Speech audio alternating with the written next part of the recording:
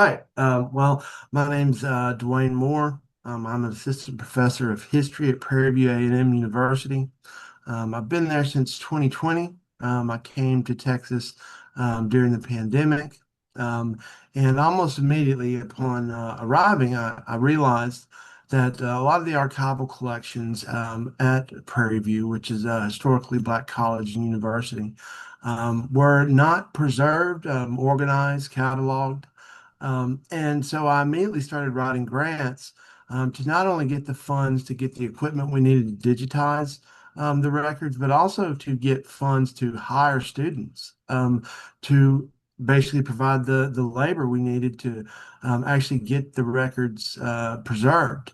And I created something called the Digital PV Panther Project.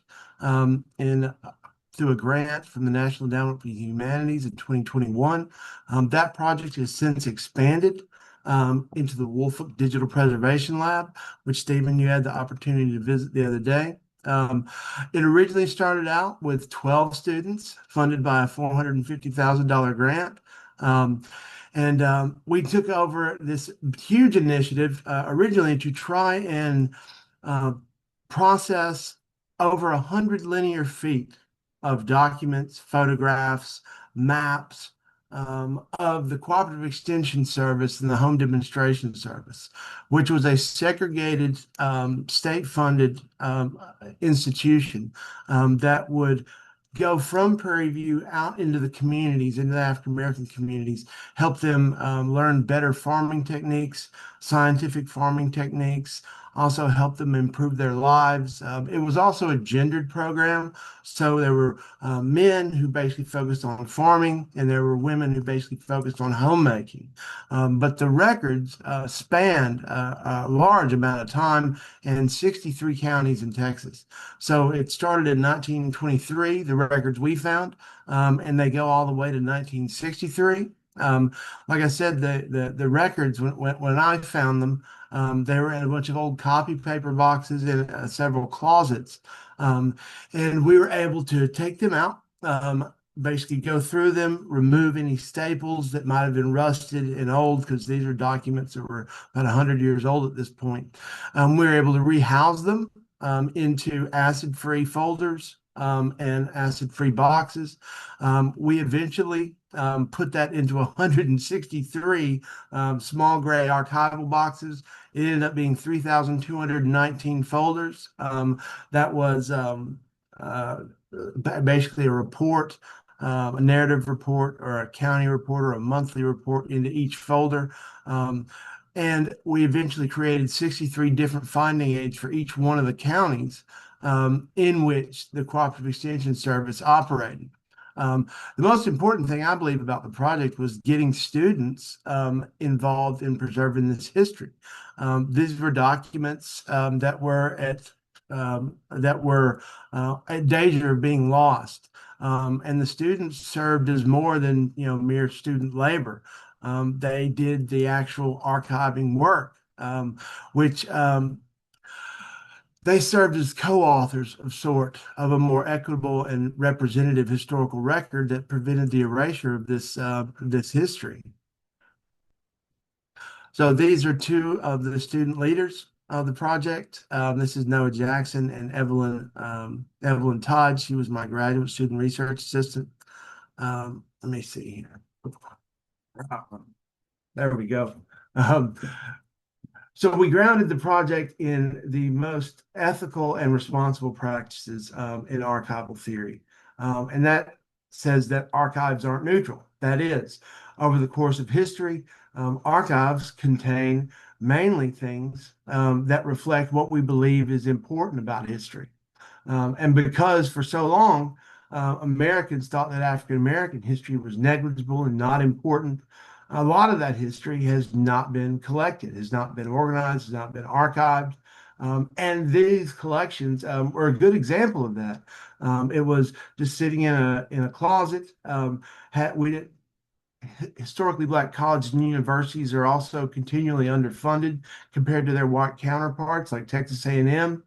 So the unprocessed state of this large cooperative extension service collection exemplifies what they call the regime of the archive. And that's a structure that privileges certain stories while obscuring others. By placing the processing authority in the hands of Prairie View students who share a cultural and institutional legacy with the collector and subjects, the project fundamentally disrupts this regime of the archive. Therefore, it was not merely a preservation project, it was a historical reclamation project, and it disrupts archival power in the process. Um, the different students I had involved in the project would constantly teach me new things about the collections and show me that they weren't just student workers, that they were professional historians. The students involved in the project, although historically or in the past, Prairie View had hired students and just basically had them do rote menial tasks.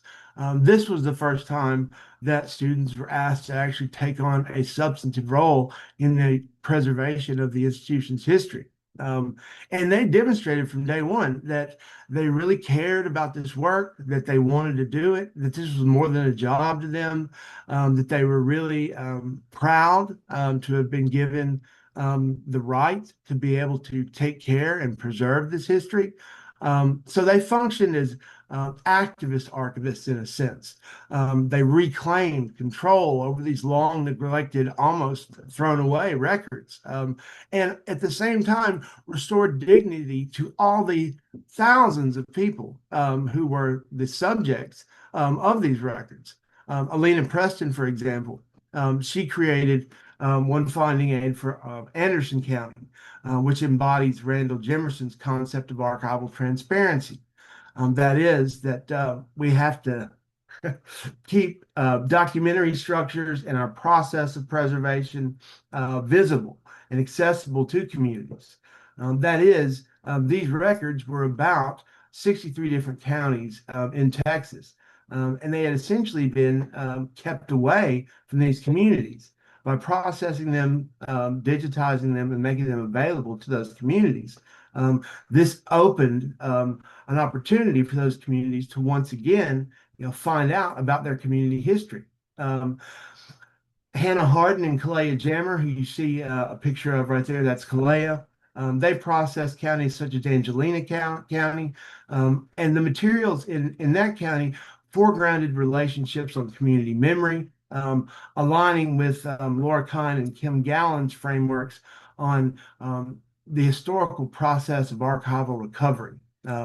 Lindsay Bachknight, who is also a team leader, just like Noah, who's right there to her right, and Noah's girlfriend, Kiliana Williams, their work exemplified Terry Cook's concept of distributed archival labor, um, ensuring that the description of these records were inclusive across all the county collections.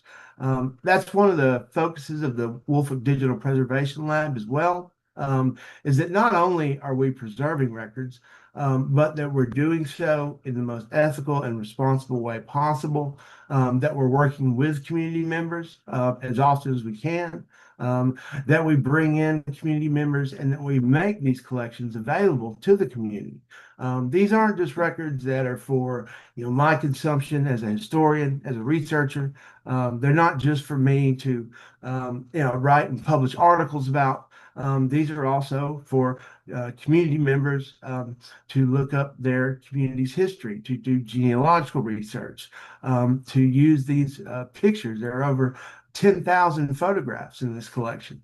A lot of them we don't know who the people are. So we also depend on the community to give us information that's missing from the archive as well. And then last year, Noah Jackson's work with youth materials, because the Cooperative Extension Service also had an extensive 4-H program. And if you're not familiar with the 4-H program, it's basically a program in rural areas that tries to get young people involved in farming, help them learn to raise animals. They show off their animals and they compete over who has the best animal. It not only teaches them skills like empathy and caring for other living beings, But it also, back in the 20s, 30s, 40s, and 50s, was a key resource for food. Today, we can go to the supermarket and get any sort of meat or chicken or any other food we want.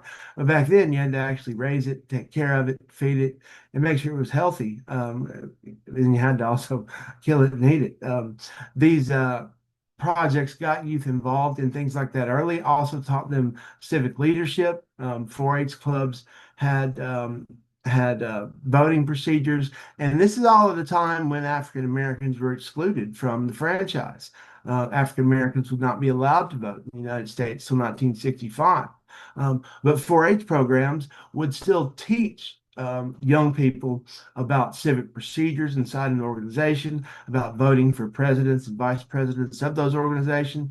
And Noah Jackson's work specifically on 4-H really demonstrated Saidiya Hartman's idea of critical fabulation, which restores the complexity to the histories of Black children, which is many times reduced to statistics in contemporary studies.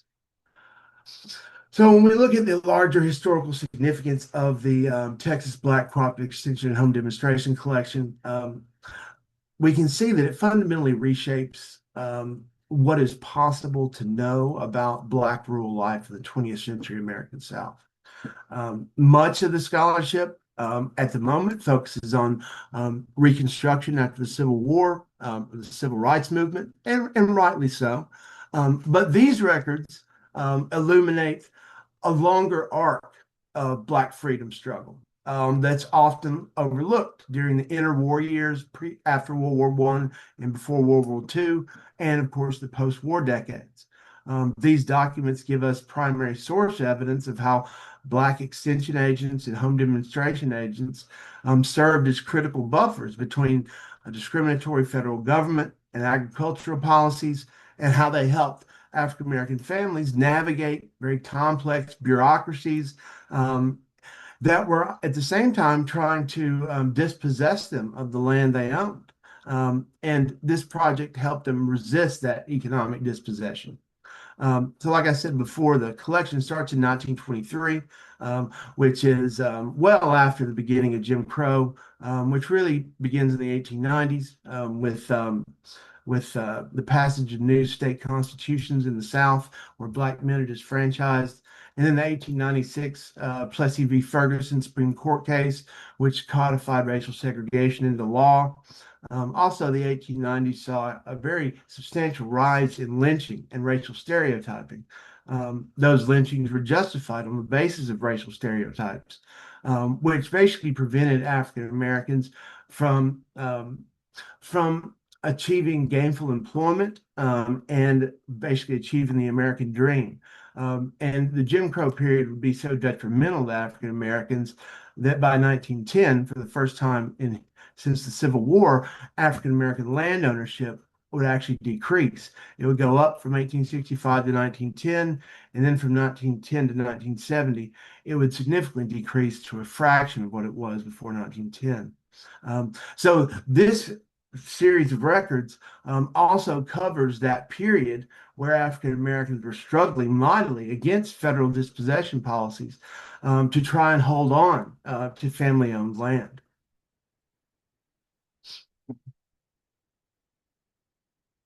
Get a drink of water there. Once we carefully rehoused and processed over 100 linear feet of documents in these 163 boxes, we created something called finding aids for each county, which provides an unprecedented county by county documentation or way for researchers or community members to examine these records and find records that they're looking for. Each county collection contains monthly reports, annual narrative reports, detailed plans of work. That is what the Cooperative Extension Service planned to do over the next year. We also digitized over 10,000 photographs in high resolution 1200 DPI using our Epson 1200 XL flatbed scanners. There's also some really interesting maps from the collection. A lot of them are hand drawn from the 1930s to the 1940s, which show us the locations of every African American community in every county in which the Cooperative Extension Service worked.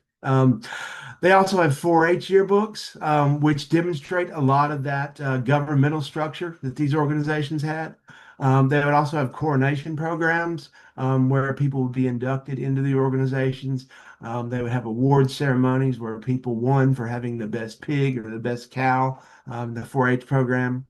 And home demonstration materials also covered a lot of topics on continuing education, from learning how to maintain a family budget to sanitation to food preservation and education in the community. This geographic I have on the screen right now sort of helps transform our understanding about how African American Texans built resilient communities under segregation in each one of these different regions. Um, so the East Texas region, the Upper Gulf Coast, the Brazos Valley, which is where Prairie View is located, and in Central Texas.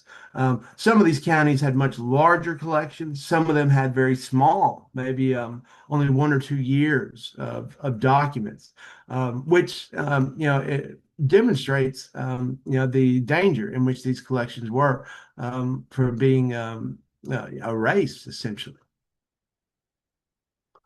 I think I'm back to the beginning on this. Is that my clock warning? Excuse me. I'm not back to the beginning. So Yeah, one in minute. 1 minute. All right. So the Digital PV Panther Project and the Woolfolk Digital Preservation Lab tried to create a blueprint for future collaborative archival work at HBCUs and beyond. Um, by using this collection to train students and share an institutional legacy with our subjects, we're trying to overturn decades of archival gatekeeping, recenter Black communities in the production of their own history. The work of the students transformed the Prairie View archives into a site of reclamation, empowerment, and scholarly production. Um, Essentially, the work we've been doing in the Woolfolk Digital Preservation Lab and that we're now doing with the Waller County Historical Commission and the Prairie View Heritage Commission demonstrates HBCU intellectual power in action. And the more collaborative we can make these projects, the more we can influence others in our community, and the more we can ensure that these voices, achievements, and struggles are no longer marginalized historically, and they're amplified and centered in that collective memory.